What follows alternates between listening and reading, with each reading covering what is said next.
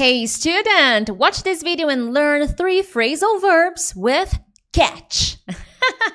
They're very popular and I'm gonna show you the meaning and some examples to help you use them in real-life conversations.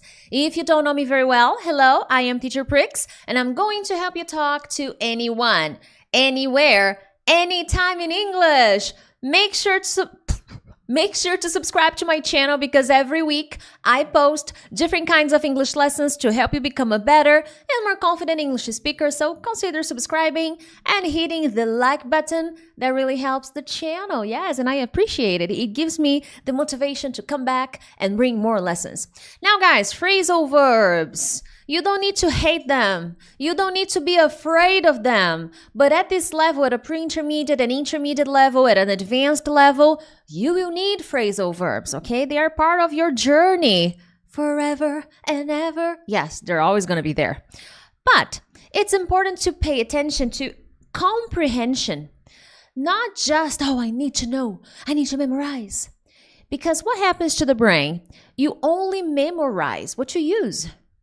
So that's why here in these lessons, I always invite you to post examples, try to use the phrasal verb that you are watching here, that you're learning here in this lesson, and keep finding ways to include them in your written practice, in your speaking practice. I'm always talking to my students in my academy about that. I have an online program where I guide my students to fluency, where I show them how to go from stuck to speaking in 6 months. And I always give them vocabulary lessons because I know they're important. And they will help you communicate more clearly and confidently. But that being said, first phrasal verb, catch on. I like this one. I think from the 3 phrasal verbs, this is my favorite, okay? Really popular and used in very specific situations.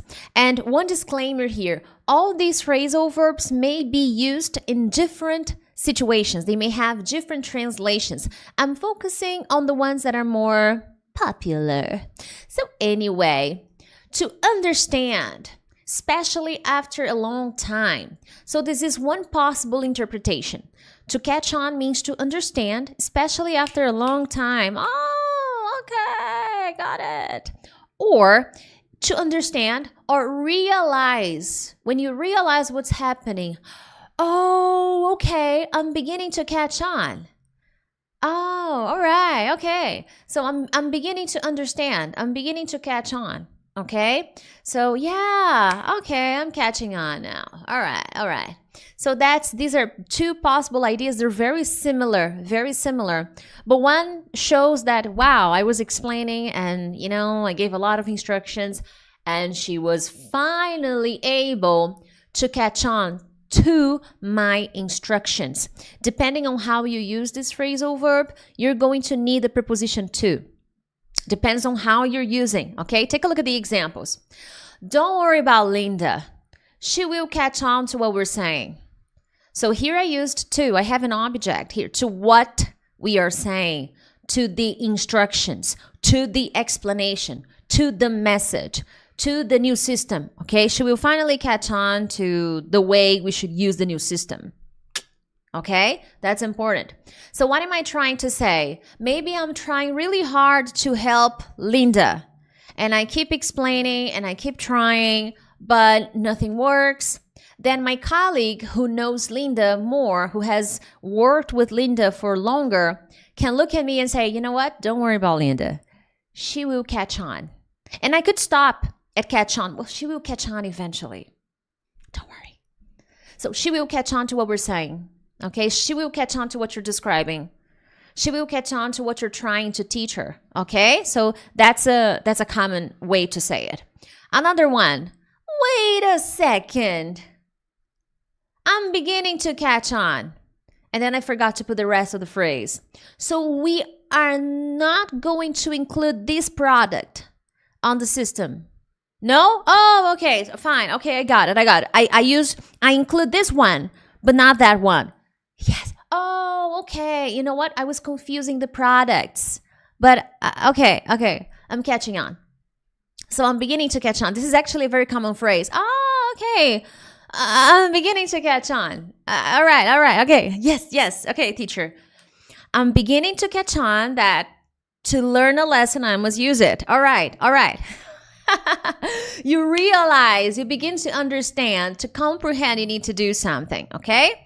Now, this is what I do with my students. I give them explanations in English 100%, and then I make them use the phrasal verbs they study. Because simply watching a lesson like you're doing right now, you're watching my lesson, got it, I understood, I'm catching on to this explanation. But then you need to use, because I will only know that you know how to use this phrasal verb if you use it. And I do this in every module in my academy with my students. They post examples to me, and then I am able to give them feedback. Like this student, she was posting examples, and then she used one phrasal verb to put something away. But she was talking about money. So she made an example connected with her life, and she used put away with money. And then I gave her an explanation like, hey girl, maybe you need a better phrasal verb in this case. Maybe you could have used the idea of saving up. Saving up is a better one, because she was saying that she was saving up money for her kids to go to Australia. So I was like, you know what? In this case, it is better to save up, okay? It was not for her kids. It was talking about someone else that wanted to go to Australia. I was the one who said, oh, let's say you're saving up money for your children to go to Australia, to go on vacation. So saving up is better than putting away, okay? Then it's about context. So you learn a phrasal verb. Your next job is to create an example. And that's what I constantly do with my students, so that they understand how to use phrasal verbs, okay? So this is something that another one, the takeaway, another phrasal verb that I taught my students in the academy, come off, context. You will only know for sure if you use it, and then you have someone to give you feedback and show you like, hey, this is not the way, okay? And I do that with my students in my academy. Moving on to catch up on, okay? Now, this phrasal verb may have variations. You may see catch up with that may change the translation a little, okay? So it may change. Oh my God, I have an allergy reaction, and it's bad. Can you see it? Can you see that it's like a bump here? Yeah. Oh well. Anyway, but I'm fine. I'm good. I'm happy. So to catch up on, to spend extra time doing something because you have not done earlier, okay? Maybe you were procrastinating. Maybe you had other things to do, so you decided not to do what you had to do. Now, it's 11 p.m., and instead of going to sleep, you need to catch up on the things that you were supposed to do earlier, but you couldn't. So maybe you had to do homework and you didn't do it. All day, you postponed it, and you have to hand in this homework tomorrow.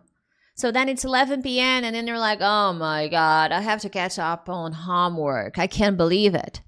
So that's the idea. You spend extra time doing something because you couldn't do it earlier. You haven't done it. So here's the example. Wife is talking to husband. Hey, honey, let's go to bed. It's late. And then he says, well, you know what? I need like 30 more minutes. I got to catch up on some emails. So maybe he didn't check his emails during the day. Or maybe he did, but he couldn't finish. And now, before going to sleep, his wife is calling for him and she's saying, honey, let's go to bed.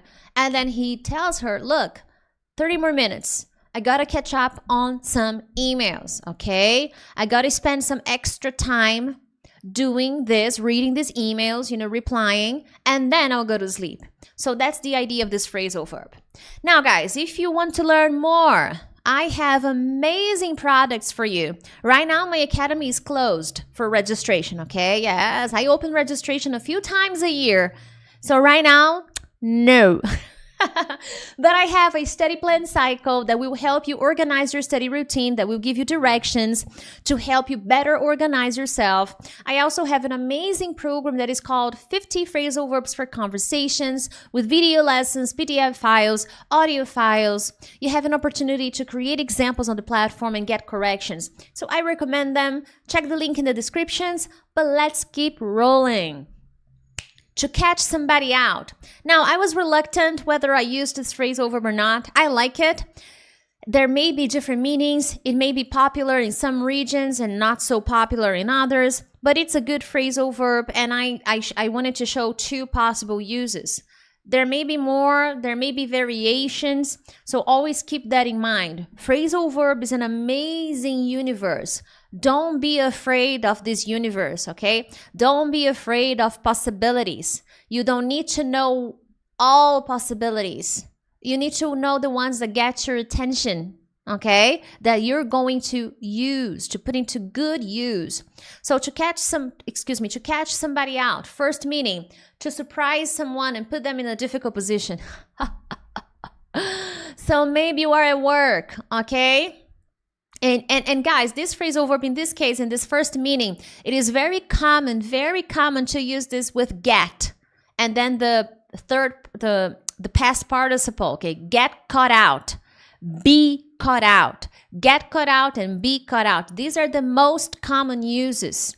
You will see they structure this way, okay? That's why my example is like this, because it is very common to use this phrasal verb with get caught out or be caught out. So I was caught out, I got caught out. So it's very common to use it this way, okay? I always focus on context and what is more common in conversations. As a non-native speaker, I try to observe and pay attention to the way I see phrasal verbs being used in movies, in conversations, in podcasts, in lectures.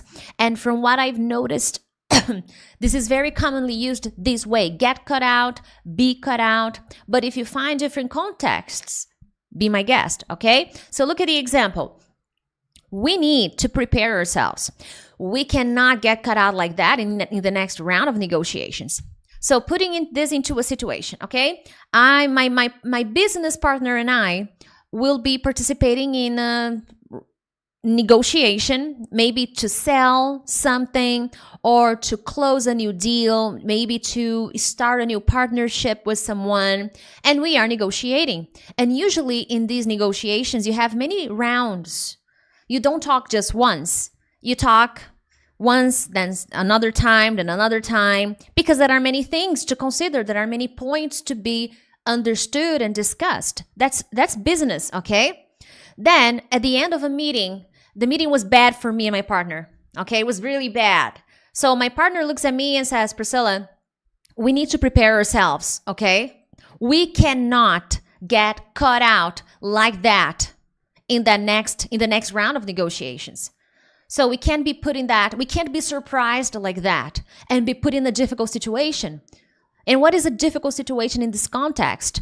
Maybe the other side of the negotiation asked us questions that we didn't know how to answer, or they thought of scenarios that we couldn't anticipate, or maybe they asked for numbers and we didn't know. So we were surprised and put in a difficult situation because we were not so prepared, okay? So we need to prepare ourselves so that we don't get caught out like that. Same thing applies to job interviews. Many people get caught out in job interviews because they are not prepared, especially when it comes to the language, to the English language, okay? Second meaning, to cause someone to make a mistake that reveals that they're lying about something, do not know something, or cannot do something. It is slightly different.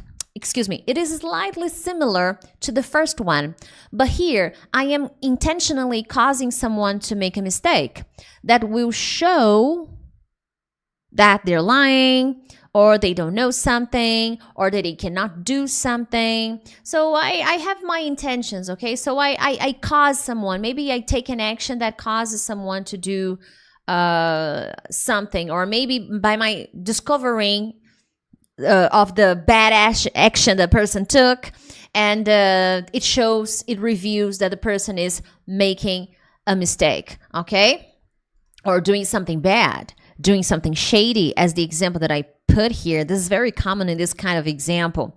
Have you heard? James was fired last night. Our manager caught him out in some shady deals. So maybe the manager was investigating a few things, maybe asking him some questions, maybe trying to understand, maybe checking out his computer, his files, and then he finally caught him out in some shady deals.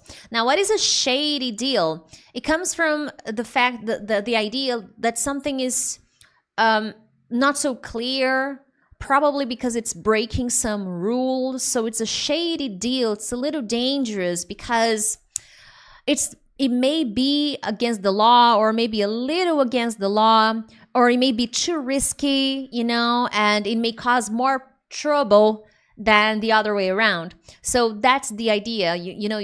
My boss caught him out in some shady deals, so he was fired, okay?